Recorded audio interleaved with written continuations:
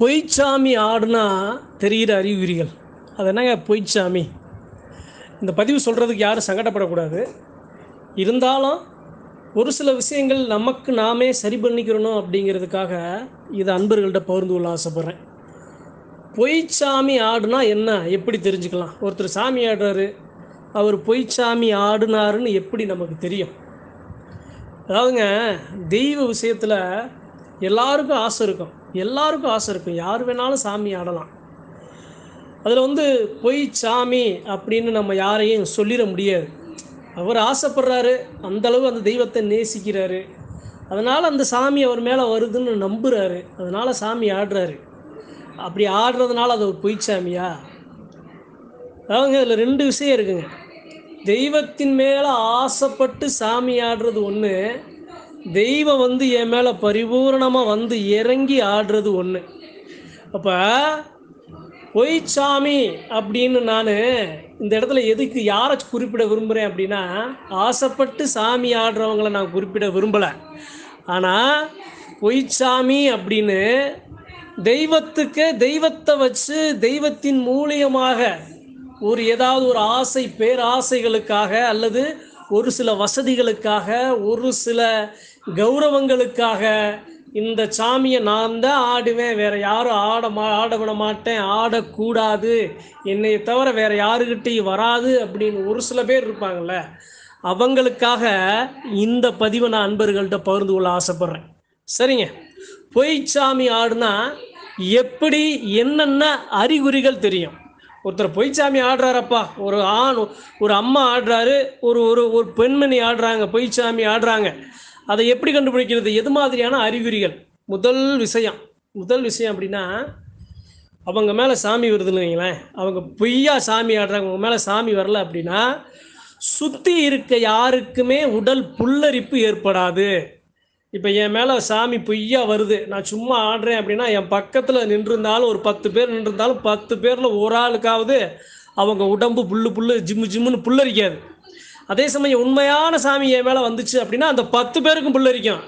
சத்தியமான உண்மை, 10 பேருக்கும் புல்லரிக்கும். 10 பேரில் ஒரு 2-3 பேருக்கு புல்லரிக்கலாட்டினாலும் அவங்க மனநிலை உண்மையாக ஒரு இன்பமான ஒரு மனநிலையை அடைவாங்க. சரிங்க, இது ஒன்று.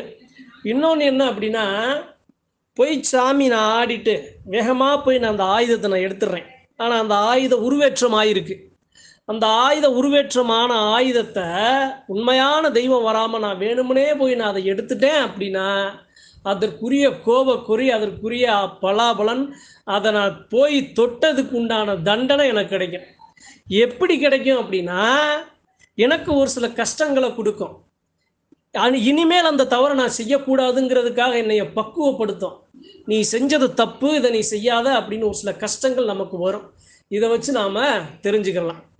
சரிங்க, இது இல்லாமல் என் மேலே சாமி வருது, அதாவது சாமி வரலை, பொய்யா நான் ஆடுறேன். பொய்யா ஆடினா இது இல்லாமல் எது மாதிரி அறிகுறிகள் தெரியும் அப்படின்னா, ஒரு தெய்வத்திற்கு உரிய ஆயுதத்தை எடுத்தால் அந்த தெய்வமாக மாறணும். இப்போ புரிகிற மாதிரி சொல்கிறேன். இப்போ லாடசன்னாசி இருக்காரு, பெரிய கருப்பை இருக்காரு, சுடலமாடை இருக்காரு, மாசி பெரியண்ண சாமி இருக்காரு, சின்ன இருக்காரு, நொண்டி கருப்பை இருக்காரு, சங்கிலி கருப்பை இருக்காரு, அக்னி வீரபத்திரர் இருக்காரு, ஈரலப்ப சாமி இருக்காரு, இது மாதிரி தலவாய் மாடன், இது மாதிரி எண்ணற்ற சாமிகள் இருக்கு. அப்படின்னா அந்தந்த சாமிகளுக்கு உரிய முகம், அந்தந்த சாமிகளுக்கு உரிய தோரணை, அந்தந்த சாமிகளுக்கு உரிய அந்த அம்சம் வெளிப்படாது. இப்போ முத்தையா யார் மேலே வர்றாரு, சுடலமாடை யார் மேலேயா வர்றாரு, சின்ன யார் மேலேயாவது வர்றாரு, பெரிய கருப்பை யார் மேலேயாவது வர்றாரு அப்படின்னா அவங்க அந்த தெய்வத்தை போல அந்த தெய்வத்திற்கு உண்டான தோரணை அந்த இடத்துல கிடைக்காது. அதாவதுங்க, தெய்வம்ங்கிறது எப்படி சொல்றது அப்படின்னா, ஒரு சாமியெல்லாம் இருக்கு, அரசனுக்கு நிகரான சாமி. அந்த சாமி வரப்போகுதுனாலே 10 பேர் கூடி நிற்பாங்க. யார் அந்த தெய்வத்தை வரவேற்க.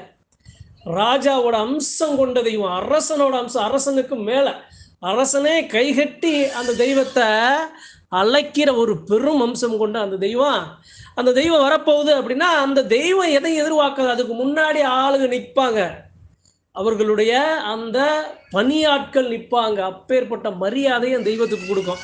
அது மாதிரியான சூழல் ஏற்படுத்தும். இப்போ இதே மாதிரி எல்லா தெய்வங்களுக்கும் பொருந்தும். ஆண் தெய்வங்களுக்கு, பெண் தெய்வங்களுக்கு, பெரிய பெரிய தலைமை தெய்வங்களுக்கு, அதிகார தெய்வங்களுக்கு. அதை வச்சு நாம் கண்டுக்கலாம். சரிங்க. இது இல்லாமல் நான் போய் சாமி மறுபடியும் ஆடணும்னு நான் நினைக்கிறேன். அப்படி ஆடணும்னு நான் நினைக்கும்போது எப்படி சொல்கிறது அப்படின்னா, யாரோ வந்து எனக்கு விபூதி போட்டு எனக்கு சாமி ஆட வர்றாங்க அப்படின்னா, விபூதி போடாமே நானும் ஆடுவேன்.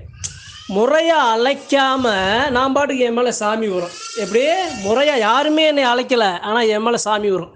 இதை வச்சு கண்டுக்கிறேன். இது இல்லாமல் எப்படி சொல்கிறது அப்படின்னா, ஒரு தெய்வம் வந்துச்சுன்னா அந்த தெய்வம் எப்படி அந்த ஒரு எல்லையை கொண்டு செலுத்தும், வழி நடத்தும். இருக்கிற தெய்வங்களை இப்போ ஒரு ஆபரண பெட்டியை, ஒரு கரகத்தை, உடன் பெண் தெய்வங்களை, ஆண் தெய்வங்களை எப்படி உண்மையாக கொண்டு செலுத்துமோ அது மாதிரி பொய்ச்சாமி ஆடுறவங்க கொண்டு செலுத்த மாட்டாங்க. ஏனோ தானோன்னு போயிடுவாங்க. ஒரு உண்மையான தெய்வம் வர்றவங்களுக்கு தான் தெரியும் எந்தெந்த எல்லையில் முச்சந்தியா, கோவில் எல்லையா, அந்த எந்தெந்த இடத்துல என்னென்ன பிரச்சனைகள் இருக்குது, காத்து கருப்பு இருக்கா, இட கருப்பு இருக்கா, எப்படி பாதுகாத்து கொண்டு வரதுங்கிறது அந்த உண்மையான சாமியை சுமக்கிற சாமியாடிகளுக்கு தான் தெரியும். வேறு யாருக்கும் தெரியாது. அவங்களுக்கு தெரியாது, அவங்களுக்கு புரியாது. அவங்க பாட்டுக்கு சாதாரணமாக நடந்து போவாங்க. 10 நிமிஷம் ஆடுனா 10 நிமிஷத்துலேருந்து ஒரு 20 நிமிஷம் அவங்க ரொம்ப வேகம் ஆடினாலும் அவங்க உடம்பு களைப்படைஞ்சிடும். பொய்யா சாமி ஆடுறவங்களுக்கு. உண்மையாக சாமி ஆடுறவங்களுக்கு அப்படி களைப்படையாது. பொய்யா சாமி ஆடுறவங்க வேணும்னே போய் ஏதாவது ஒரு ஆபத்தில் மாட்டிக்கிடுவாங்க. எப்படி சொல்கிறது அப்படின்னா, நான் ஆடுறேன்ட்டு போய் தடுமாறி ஏதாவது ஒரு இடத்துல கீழே விழுந்துருவாங்க. சாமி வந்து தன்னுடைய சுயநினைவு மாறி விழுகிறது வேற. ஆனால் நான் அதே மாதிரி நான் ஆடணும்னு காட்டி அவங்க ஒன்று நினச்சா அங்கே வேற ஒன்று நடந்துடும். இதெல்லாம் ஒரு சில அறிகுறிகள் தான்.